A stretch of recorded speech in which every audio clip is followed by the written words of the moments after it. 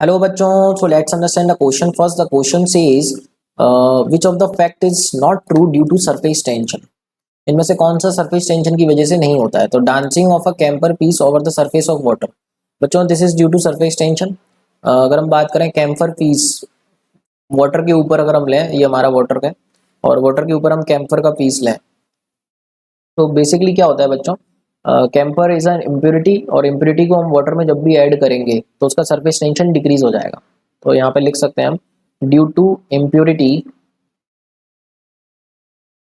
Surface tension of water decreases.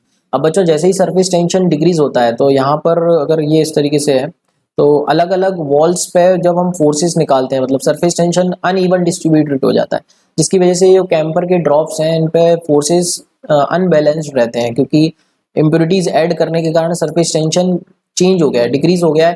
तो जो distribution है अनइवन हो जाता है, जिसकी वजह से फोर्सेस अनबैलेंस हो जाते हैं और फोर्सेस अनबैलेंस होने के कारण उसका मोशन देखने को मिलता है। तो यहाँ पर हम बोल सकते हैं सरफेस टेंशन का कॉन्सेप्ट हम यूज कर रहे हैं।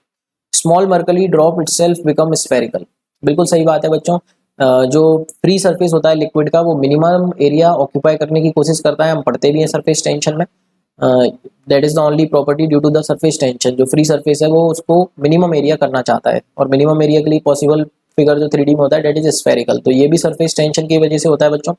अ liquid surface comes at rest after stirring.